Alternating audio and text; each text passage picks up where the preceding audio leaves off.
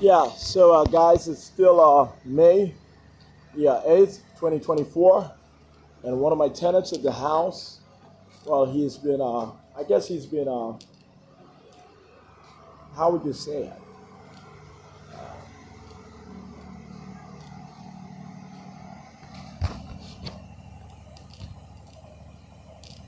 Hold on, I got to make sure that he's all right. I got to make sure that they actually take him into the ambulance, the EMT truck. Yeah, so we want to see, yeah. So one of my security detail cover, this particular white guy with the black white beater on, as you can see. Someone, I guess someone or something compromised his situation, but anyway. Yeah, so the security detail that I do have provided for me, I do have covers at my house. I've had this consistently, and we do have security all over the neighborhood and in Central Florida in general. So I want you guys to understand this. There's nothing crazy going on. There's nothing silly that ought to be anticipated in me presenting what I do have to present to you guys, what I have consistently presented to you guys. Okay? You guys are not going to argue via video conference that they came over to the house or via email that they came over to the house for any other purpose. Okay? You guys are just going to have to let everything go right now. Folks are going to have to pay up for what they have done wrong. Okay? Every life is worth every other life. Hold on. You can speak to someone else. I'm on the phone. Okay. Yeah. Every life is equal and is worthy to every other life in this world. You guys are not going to argue that migrants are not constitutionally protected by the United States government. When you argue that, you no longer have constitutional rights. We always find an argument to say that you don't have any constitutional rights, whether you were born in the United States or not. I'm telling you, that's how crazy the CIA is. When you show up as a lawyer or as a politician or anything else, or as an activist, and you say migrants, they don't have constitutional rights. At best, you might be able to argue that certain human rights are sort of recognized. When you say that to a secret agent of the Central Intelligence Agency or Interpol, they say to you, you've lost all of your constitutional rights when you parked your car in that particular neighborhood. You received a citation or an infraction. You are no longer considered morally upstanding, and constitutional law only applies to morally upstanding individuals, citizens or not. You just want to be a good person. You just want to do the right thing. Okay? You just want to be a good person, and you just want to do the right thing. That's it. There's nothing else to figure out.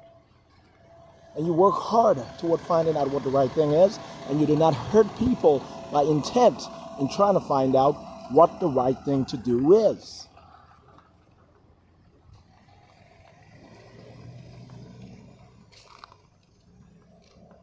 Okay, so what is going to transpire is going to transpire regarding over the next 2 months and over the next 2 years or so, what we have detailed consistently. There's nothing else to say on that matter. The evacuation orders all throughout the world regarding conflicts have been sent out. Everything is being staged for the most part. The global war we are entering is being staged. Armageddon, this is it. Okay? People are not going to disappear into heaven or any of that. What's going to happen, and people are going to pay up their moral debt, whether psychologically, emotionally, or infrastructurally. And the world is going to recover them there overnight so that people live out their quote-unquote punishment toward entering heaven, everyone, by the end of another 500 years.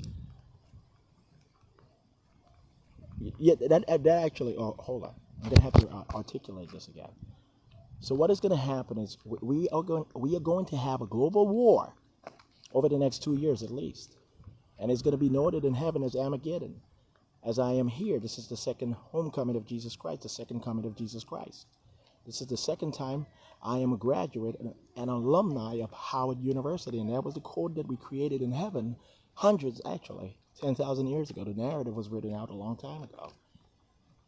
That's the honest to God truth, guys. I'm not lying about this. This is the second coming of Jesus Christ. I am Jesus Christ. I am God. This is Armageddon that we are approaching. Okay? It's going to be a 2-year war for the most part, and it might extend past that just a bit. But over the next 500 years, everyone will be allowed into heaven. At the end of their death, they're going to wake up in heaven over the next 500 years. Everyone by the end of the 500 years. Okay, everyone is going to be forced to pay up their moral debt, pay for their sins. Everyone. That's the secret good news. No one is going to burn in hell forever. You paying up for your moral debt or your sins for 10 years or 20 years or 30 years or for the rest of your life, whatever that particular punishment is, that's burning in hell forever. Okay? That's me applying my mercy clause, my forgiveness clause. Okay? Don't say that the Bible is illusory or just some sort of fable. It allows you to think. Okay? It allows you to think. It's not just a guide. And it's not just a warning. It provides hope. It allows for faith. It allows for faith that makes sense. And it allows for mitigatable doubt. Okay? So I am going to finish. I'm going to provide the first draft. At least the first draft, or for a work paper that I'm working on right now, is going to take me another 30 minutes or so, and I should be able to at least provide the first draft on script.com, and have it referenced over or posted on my LinkedIn account. Okay, so and tomorrow I should be able to refine it a bit and finish it up. Okay, so I might be able to do everything tonight, but if I do, so be it. But if I finish up everything, if I finish up the refinement and the final editing tomorrow, then so be it. But yeah, so this particular work paper, legal and political tenets of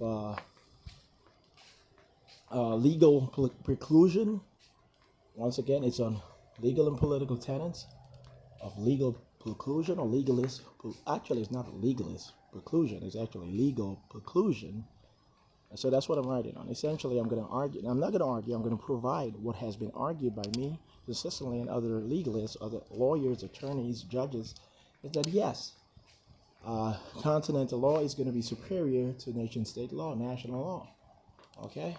And they're going to say yes, the world government will, the United Nations world government will provide via the World Congress, the United Nations General Assembly, colloquially to be known as the World Congress in the future and going beyond 2044, will be able to provide the most supreme, the most superior laws on the planet.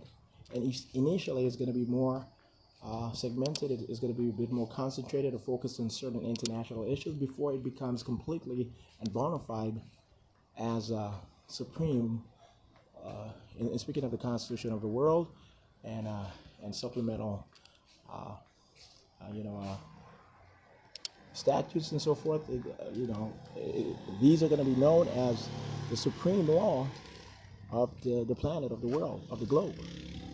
Okay, so in 2044, we're going to introduce to the world, is going to create the United Nations world government of the United Nations, and the Constitution of the world government, the Constitution of the world government, or the Constitution of the world. Either way, it's going to be the same document, will be the supreme law of the planet.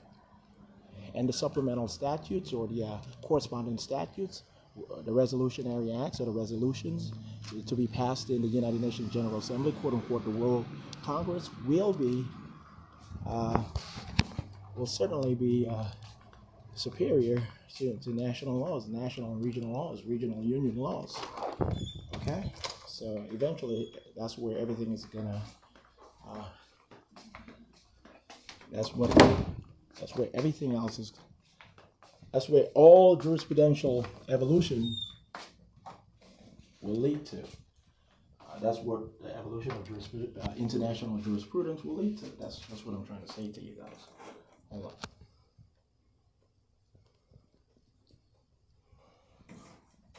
Okay, so guys, yeah, I'm gonna finish it up tonight. I'm gonna finish it up right now. The work paper is essentially legal and political tenets on legal preclusion, and it has to do with international jurisprudence, national law, and policy.